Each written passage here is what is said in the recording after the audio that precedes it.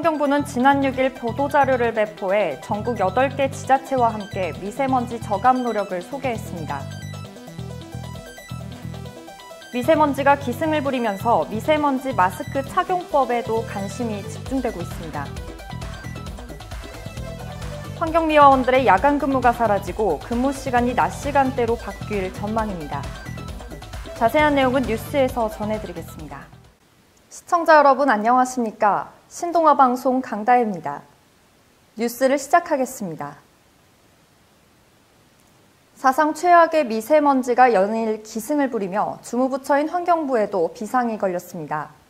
환경부는 지난 6일 보도자료를 배포해 전국 8개 지자체와 함께 미세먼지 저감 노력을 소개했습니다.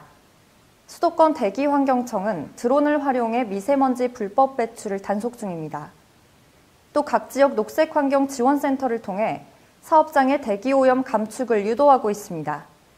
서울 등 대도시에서는 노후 경유차 운행을 제한하고 도로 미세먼지 제거에 집중하고 있다고 밝혔습니다. 농촌 지역에서는 농업 잔재물과 쓰레기 불법 소각을 막기 위한 감시도 강화했습니다.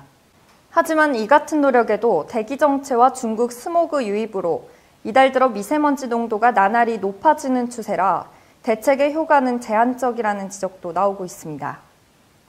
초미세먼지 경보가 내려진 가운데 사상 처음으로 닷새째 비상 저감 조치도 발령됐습니다. 미세먼지가 기승을 부리면서 미세먼지 마스크에 대한 관심도 집중되고 있는데요. 효과적으로 미세먼지를 차단하기 위해서는 정부가 인증한 보건용 마스크를 착용해야 합니다. 시중에 허가된 KF 마스크는 KF80, KF94, KF99 등이 있습니다. KF 지수는 식품안전처가 인증한 마스크로 미세먼지 차단 성능을 나타내는 지수입니다. 뒤에 붙는 숫자가 높을수록 작은 입자에 대한 차단율이 높습니다. 다만 효과가 클수록 숨쉬기 어렵거나 불편할 수 있기 때문에 개인별 호흡량을 고려해 제품을 선택하는 것이 좋습니다. 주의해야 할 점으로는 마스크를 착용할 때 코와 입을 최대한 밀폐해야 합니다. 틈이 생길수록 미세먼지를 막는 효능은 급격히 하락하기 때문입니다.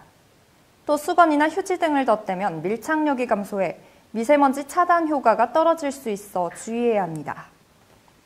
환경미화원들의 야간 근무가 사라지고 근무 시간이 낮 시간대로 바뀔 전망입니다. 그동안 환경미화원들은 깜깜한 밤이나 새벽 시간에 주로 일을 해왔기 때문에 각종 사고 위험에 노출됐었는데요. 2015년부터 3년간 작업 도중 안전사고를 당한 미화원은 1,800여 명, 이 중 18명은 목숨을 잃을 정도로 위험한 환경 속에서 근무해왔습니다. 환경부는 환경미화원들이 낮에 근무하는 내용을 담은 환경미화원 작업 안전지침을 전국 지자체에 통보했습니다.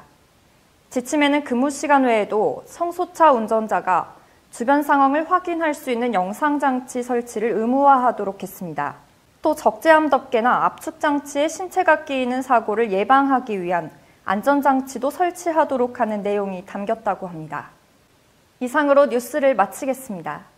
지금까지 시청해주신 여러분 고맙습니다.